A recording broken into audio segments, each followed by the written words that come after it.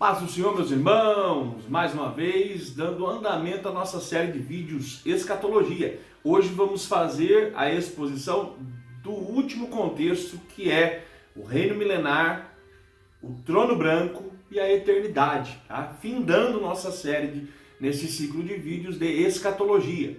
Serão 11 vídeos com muito conteúdo para nos esclarecer. Se você ainda não fez, eu te convido, volte na playlist, tá? Entre no canal Pastor Eduardo Cassiaba Oficial, clique na opção playlist. Depois que clicar em playlist, clique na opção Seminário de Escatologia e terá desde o primeiro vídeo tratando das profecias escatológicas até este último vídeo. Vamos ainda subir outros 3 vídeos de bônus, esclarecendo sobre a diferença entre as profecias da escatologia para a igreja e para Israel, tá bom, amados? Mas eu quero convidá-los a observar conosco que, como foi visto anteriormente, com a volta de Cristo à Terra, no final da grande tribulação e a batalha do Armagedon, Deus em Cristo protege a menina dos seus olhos, que é a nação de Israel, contra os seus opositores, os aliados, né? As nações confederadas contra Israel. Deus as vence, e aí lá em Apocalipse 22 ao 7, fala sobre 1000 anos, né? Um período de 1000 anos. A palavra milênio, ela vem de 2 palavras, a junção de 2 palavras, que é mille e anos, que significa 1000 anos, tá? Então, teremos um período de reinado de Cristo na Terra de 1000 anos. Há que se observar que isso é o que os judeus tanto esperavam. Porém, quando as nações confederadas inimigas de Israel estiverem quase para aniquilar Israel, Jesus vem e vence, porque Israel é a menina dos olhos de Deus. Então, Jesus mostra que o rei verdadeiro, o império soberano, é o de Cristo Jesus.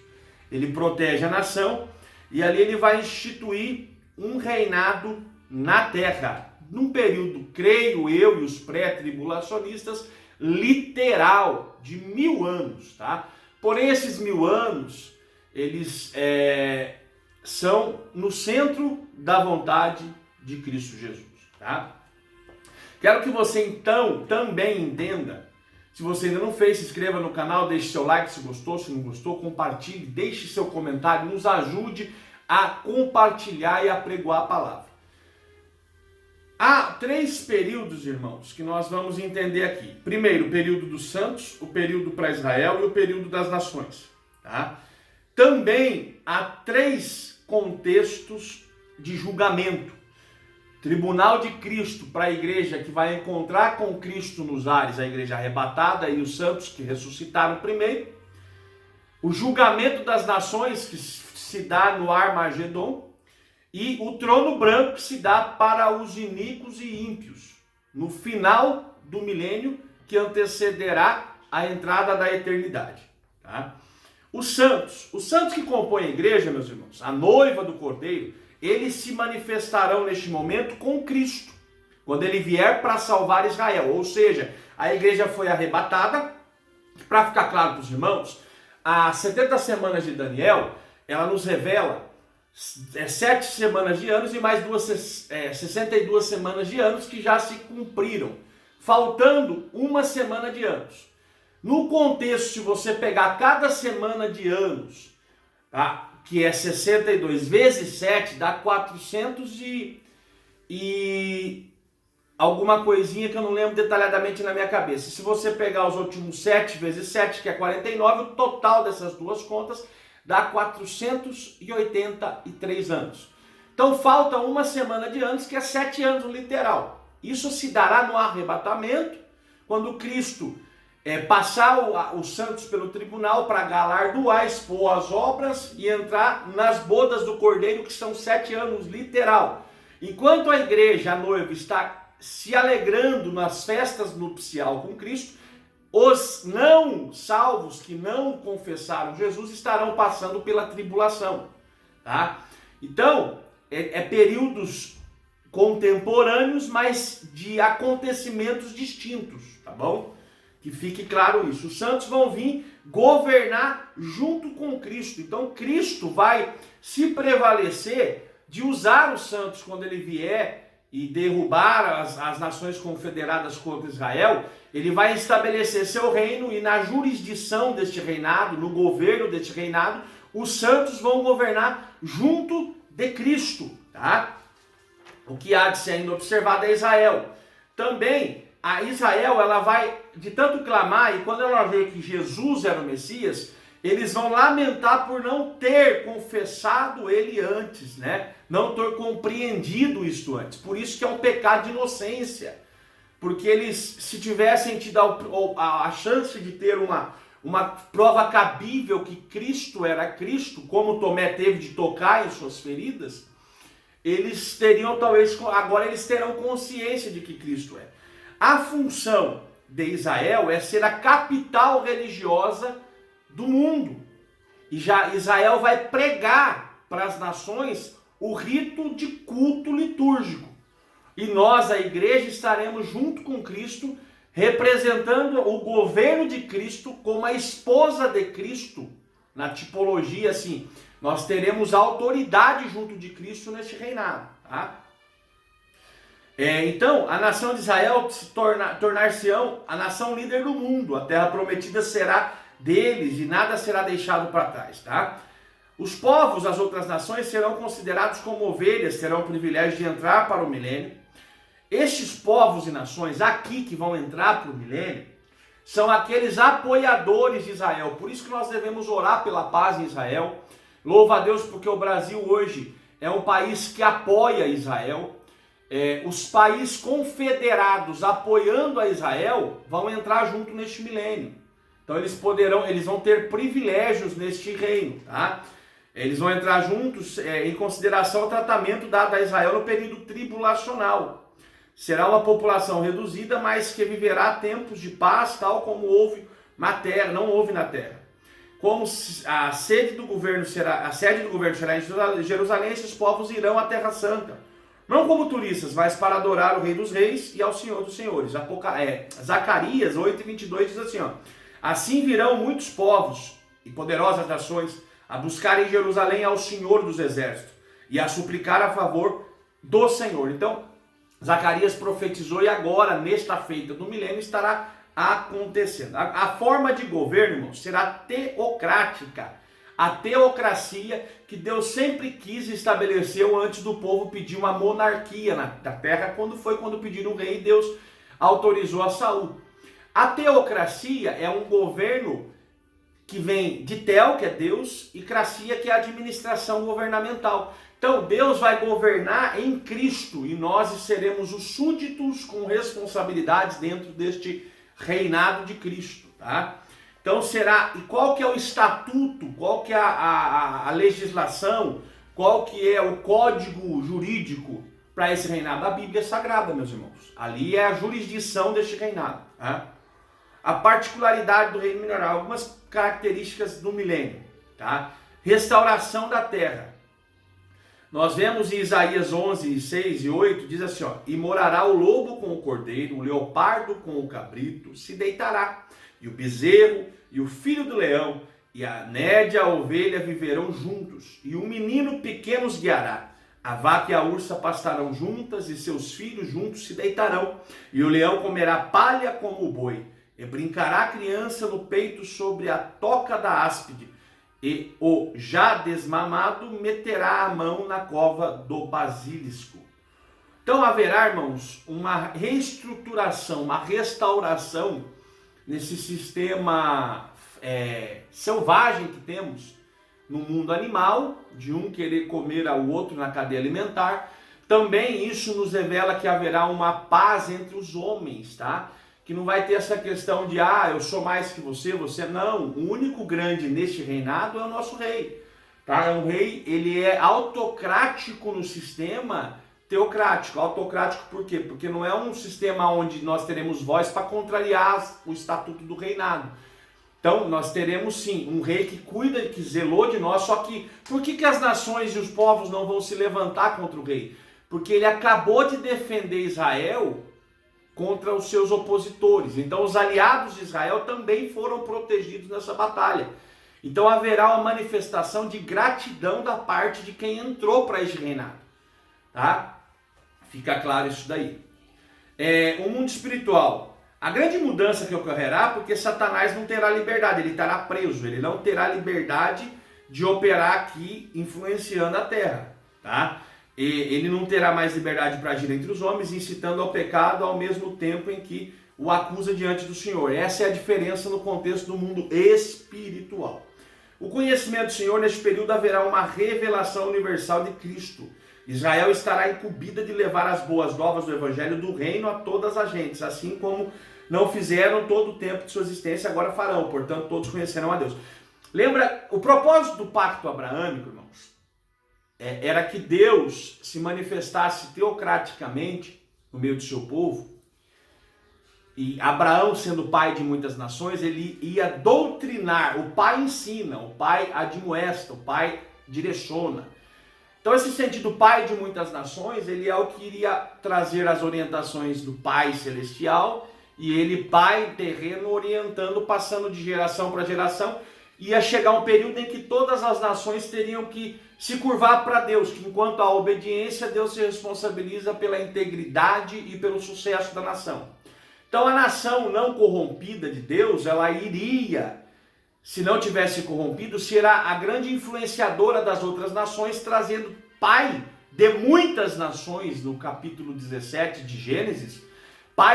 Abrão é pai grande, Abraão é pai de muitas nações. Então quando mudou o nome, ele está trazendo uma responsabilidade. Aquele pacto, aquele propósito era que da nação ali, saída de Abraão, iria se converter todas as nações da terra. Porém se corrompeu, se rebelaram contra Deus.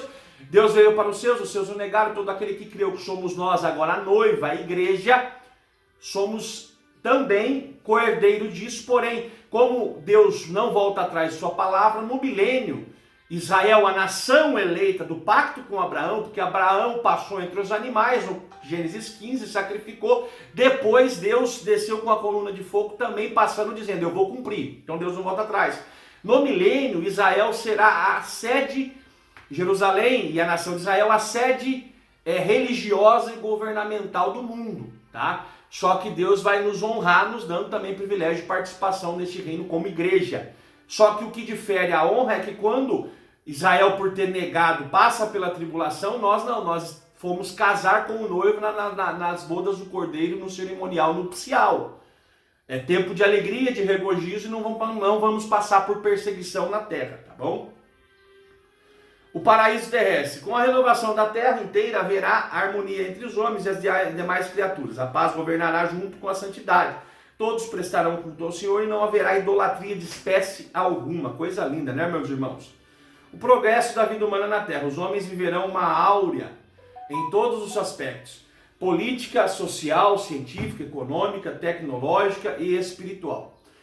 O mal não terá força na face da terra. Com isso, a duração da vida será aumentada. O homem terá seus anos de vida consideravelmente aumentados. Tá? Dizem que o homem de 100 anos será considerado jovem. O gênero humano se multiplicará, pois não haverá mulheres estéreis. Consideramos que ao final deste tempo, os habitantes da terra terão multiplicado sobremaneira. Tá? A parte final do milênio é a última batalha que terá na Bíblia. Tá? No fim deste período, por causa da prosperidade, haverá no reinado de Cristo, a população mundial aumentará consideravelmente, por consequência será formada uma nova geração que não viveu os horrores da tribulação. Olha só. E não sentiu na pele o resultado do governo do anticristo. Ou seja, nós, igreja, veremos isso da glória com Cristo num corpo ressurreto. Os israelitas que negaram passarão por essa tribulação, junto com a igreja que não estava pronta para o arrebatamento, que é o joio no meio do trigo. Né? Nós já falamos no vídeo que antecedeu. Só que aqueles que não aceitarem a marca da besta e não negarem a Cristo e não negarem Deus, os israelitas não aceitarem a marca da besta, no Armagedon, Jesus vem e vence os opositores, salva Israel e as nações confederadas defensoras de Israel, entra para o milênio agora. Cresceu, multiplicou dentro do milênio na terra, esse reinado, a população, E tem geração que não viu, não sabe dessa história e pode ter sido não influenciada por seus pais, né? Fica evidente que nem todos servirão a Jesus de bom grado, apesar de tantas bênçãos deste reinado. O filho mimado, né? Tem uma frase que eu gosto muito: pai rico, filho nobre, neto pobre. Olha que coisa. Pai rico, filho nobre, neto pobre. Por quê? Pai construiu, filho herdou e acabou. E neto não ficou com nada. Então, quem constrói entende a trajetória, entende o preço, entende a dor de construir. E aqui terá parte que não construiu, não viu a manifestação do poderio de Deus defendendo o seu povo, né? Haverá insatisfação, descrença e desejo de uma vida independente de Deus por parte de muitos. Isso será evidenciado quando Satanás for solto da prisão em que esteve ao longo de 1000 anos. Neste momento, ele sairá pelo mundo, seduzirá as nações e as enganará, conseguindo arregimentar um grande exército para a batalha contra o Senhor. Aqui há a menção de Gog e Magog, a famosa batalha de Gog e Magog, meus irmãos. Apocalipse 20, do 7 ao 10, que diz assim, ó: e acabando-se 1000 anos, Satanás será solto da sua prisão e sairá a enganar as nações que estão sobre os 4 cantos da terra. Gog e Magog, cujo número é como a areia do mar, para os ajuntar na batalha. Subirão sobre a largura da terra e cercarão o arraial dos santos e a cidade amada. Mas desceu fogo do céu e os devorou. E o diabo que os enganava foi lançado no lago de fogo de enxofre, onde está a besta e o falso profeta. E de dia e de noite serão atormentados para todo sempre. Agora, a besta e o falso profeta foi lançado no Armagedon. Diabo preso, agora o diabo no final do milênio solto, né? A Bíblia fala sobre, já falei, tribunal de Cristo para o santo, julgamento das nações no Armagedon e os ímpios no trono branco. Agora vai se entrar o período do julgamento dos ímpios. O diabo vai ser vencido de vez por Jesus, por Deus, será lançado no lago de fogo, né? E não terá volta mais para ele. No juízo final, a Bíblia, dos 2 primeiros tratados do capítulo anterior, terceiro, trabalharemos agora o julgamento final que se dará depois do milênio, tá? O trono branco. O Apocalipse diz que o vidente vislumbrou em seu arrebatamento de sentidos um grande alvo trono em um ser. E com certeza o Senhor Jesus assentado nele.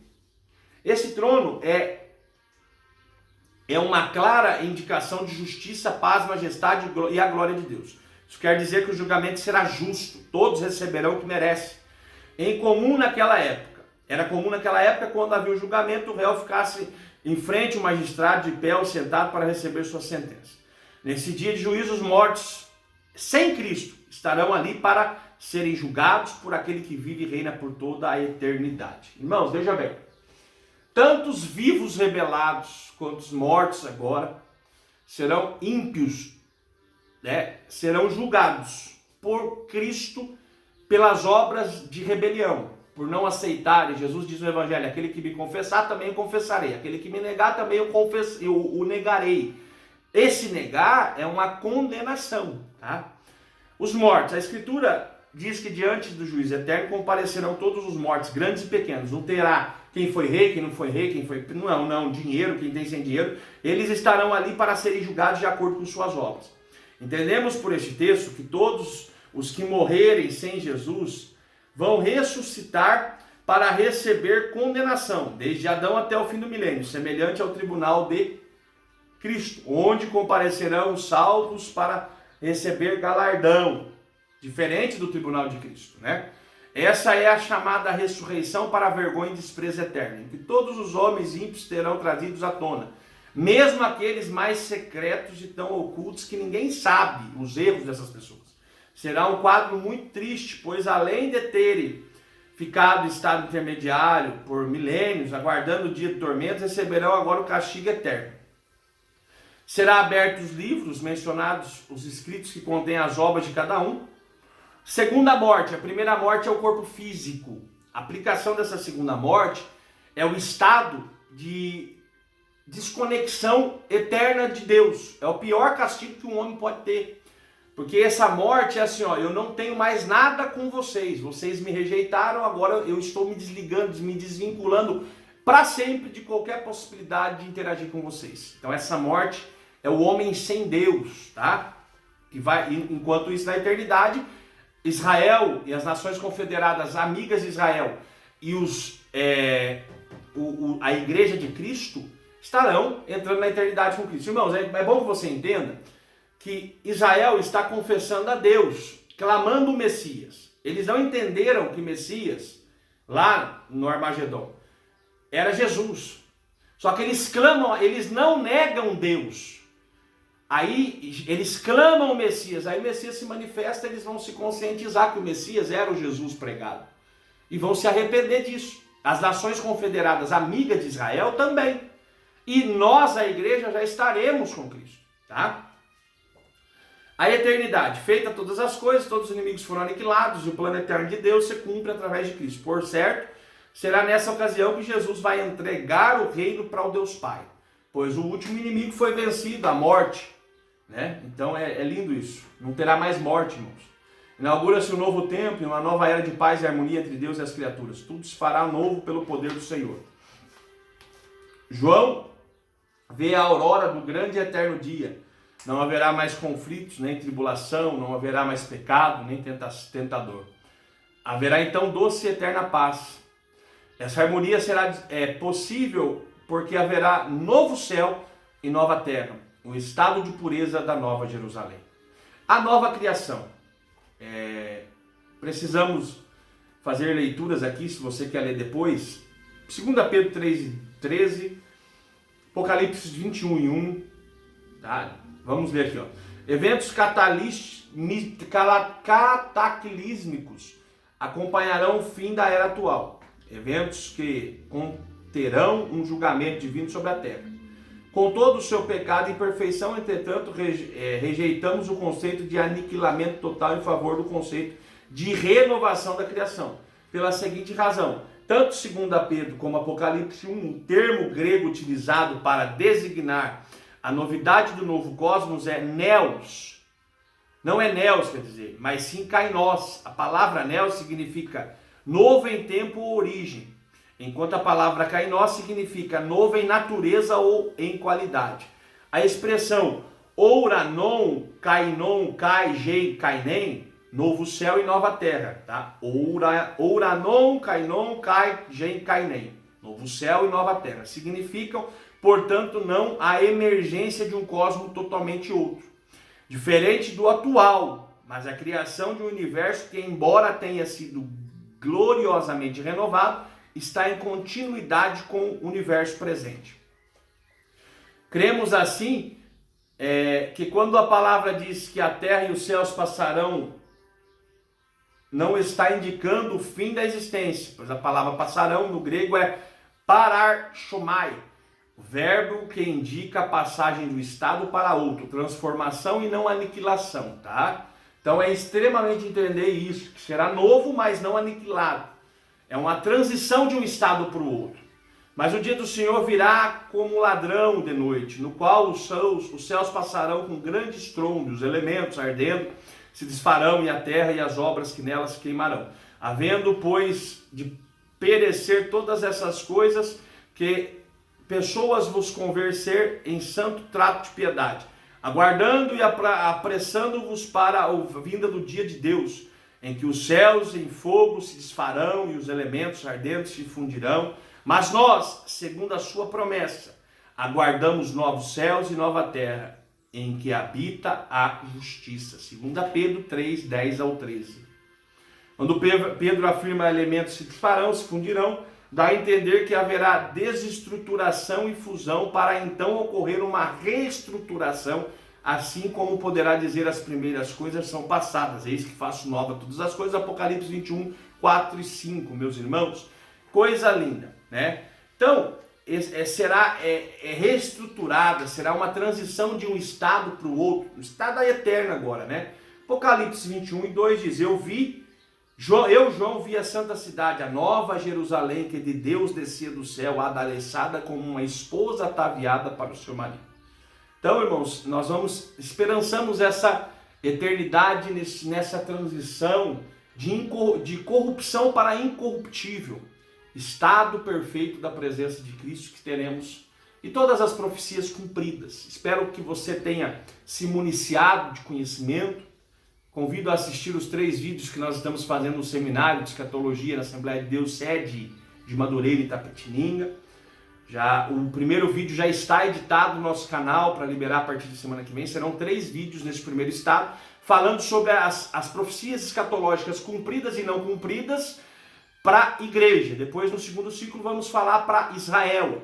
Você assistindo essa série, mais essas 2 séries que virão, você terá um contexto completo do conteúdo escatológico para nós que defendemos e cremos intrinsecamente no pré-tribulacionismo, tá? E a maior defesa do pré-tribulacionismo é que nós cremos na doutrina da iminência, irmãos, tá? Vamos falar ainda sobre isso. Convido você a assistir os outros 3 vídeos que estarão com o título Seminário Escatológico para a Assembleia de Deus Madureira, sede Itapetininga, tá bom? Que Deus em Cristo os abençoe, foi um prazer estar com vocês e fique ligadinho, logo mais tem conteúdo mais no canal e temos vários outros conteúdos, tipologia bíblica, tabernáculo, filosofia e teologia, as caças religiosas de Israel, 51 pregação expositiva. Visite os outros conteúdos do canal e deixe-se nutrir de Bíblia. Muito obrigado por sua audiência e até o próximo vídeo.